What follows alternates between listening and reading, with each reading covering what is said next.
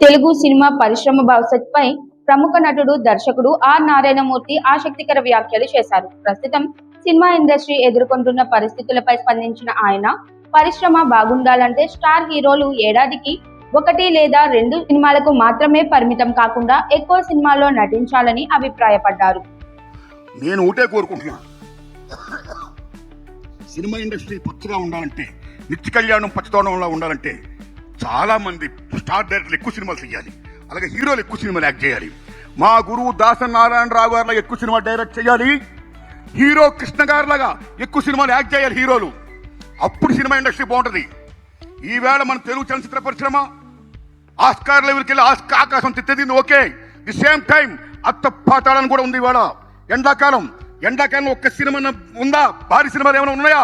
ఈ సందర్భంగా తెలుగు సినీ దిగ్గజం కృష్ణను ఉదాహరణగా చూపిస్తూ, సూపర్ స్టార్ కృష్ణ ఒకేసారి అనేక సినిమాల్లో నటించి నిర్మాతలకు, దర్శకులకు, టెక్నీషియన్లకు నిరంతరం పని కల్పించారని గుర్తు చేశారు. అలాంటి పని సంస్కృతి మళ్లీ రావాల్సిన అవసరం ఉందని, స్టార్ హీరోలు ముందుకొస్తేనే పరిశ్రమలో మరింత చైతన్యం వస్తుందని ఆయన అన్నారు.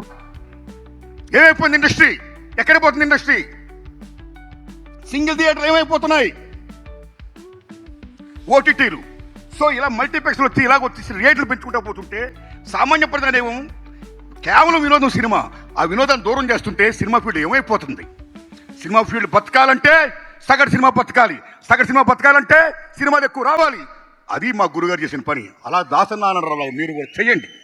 హీరో కృష్ణ గారి లాగా మీరు కూడా ఎక్కువ సినిమా యాక్షన్ చేయండి అని నేను విజ్ఞప్తి చేస్తున్నాను. అప్పుడే ఇండస్ట్రీ బాగుపడుతుంది, కాపాడబడుతుంది. ఆర్ నారాయణమూర్తి చేసిన ఈ వ్యాఖ్యలు ఇప్పుడు సినీ వర్గాల్లో చర్చానీయాంశంగా మారాయి. కొందరు ఆయన మాటలకు మద్దతు తెలుపుతుండగా, మరికొందరు ప్రస్తుత cinema market pan India trade నేపథ్యంలో పరిస్థితులు మారిపోయాయని అభిప్రాయపడుతున్నారు. మొత్తానికి స్టార్ హీరోల పనితీరు, సినిమా పరిశ్రమ భవిష్యత్తుపై మరోసారి చర్చ మొదలైంది.